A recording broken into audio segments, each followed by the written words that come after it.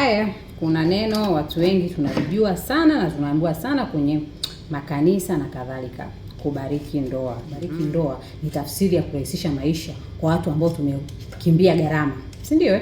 Ndoa ni ibada kwa sababu ndoa ni muunganiko wa watu wawili kuwa mwili mmoja, kwamba tumeamua kuhalalisha kuzini, hauruhusiwi kushiriki sakramenti. Yes, baraka zinatokana na muunganiko wa ndoa zenu.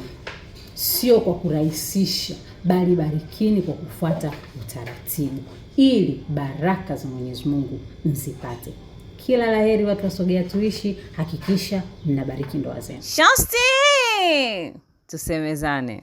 Haya, kuna neno watu wengi tunalijua sana na tunaambiwa sana kwenye makanisa na kadhalika, kubariki ndoa. Nini tafsiri ya kubariki ndoa? Watu wengi tunahisi kubariki ndoa ni vile ambavyo tunaamua kwamba jamani, sasa mimi huyu binti nimeishi naye sasa, wala sikumtolea posa wala sikufuata utaratibu wao, tumeshakaa miaka 7, sasa niende tu kanisani nibariki ndoa ili niwe na uhalali. Ndio tunafanya hivyo. Ni kama neno kubariki ndoa ni tafsiri ya kurahisisha maisha kwa watu ambao tumekimbia gharama, si ndio? Tunasemaga kwenda kufanya sherehe ni gharama, kwa bora tuishi tu afu tubariki ndoa. Lakini tafsiri ya kubariki ndoa haiko hivyo. Tuanze taratibu. Ndoa ni ibada. Ndoa ni ibada kwa sababu ndoa ni muunganiko wa watu wawili kuwa mwili mmoja. Mwanamke na mwanaume wanakutana, wanaungana pamoja na kuwa mwili mmoja ili kutimiza maandiko yanavyotaka. Ndio maana halisi ya ndoa, ndio maana kuna ibada za ndoa. Lakini hatusemi tu kuwe na maana ya ibada ya ndoa kama watu wao hawatafuata taratibu. Kabla hatujaenda kanisani, wewe kaka, ukiwa na huyo binti, inabidi uende kwao, maana huyo mtu ana kwao, na kufuata taratibu zote. Kisha tunafuata taratibu ya ibada ya ndoa. Sasa kama hujafanya hivyo, sawa, unaishi na huyo mtu kwa muda mrefu, nyinyi sio wapenzi na nyinyi hamna baraka za ndoa. Sawa, yani nyinyi mnaishi tu kwamba tumeamua kuhalalisha kuzini.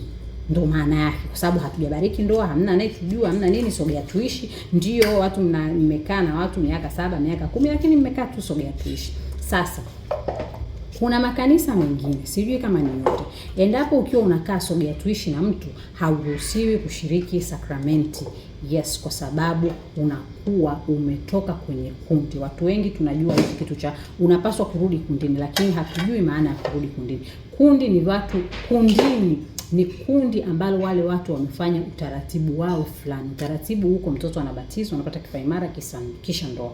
Ndoa ni mtu anaenda anachumbiwa, anaagwa vizuri, anaolewa au anaoa. That's the process. Sawa. Kama endapo huyo mtu hajafuata ule utaratibu, inamaanisha huyo mtu ametoka kwenye kundi.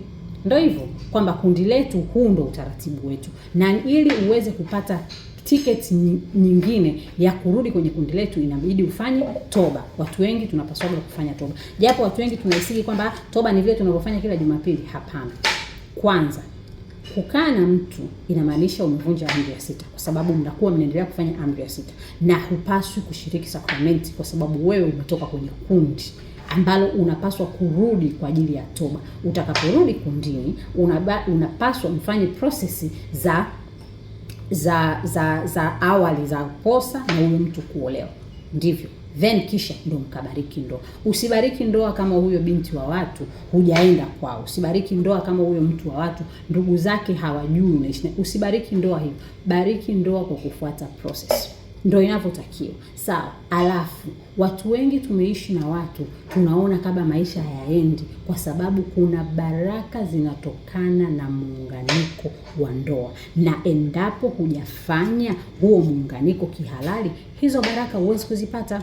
Kwa hiyo barikini ndoa zenu ili baraka ambazo zimeahidiwa kwenye neno la Mungu kuhusu watu kuungana, baba awe familia, baba awe kiongozi, mke amtii, watoto urithi na kadhalika, hizo baraka hazitoki tu kwa Mungu kiholela kama hatujafuata utaratibu. Utaratibu ni barikini ndoa zenu.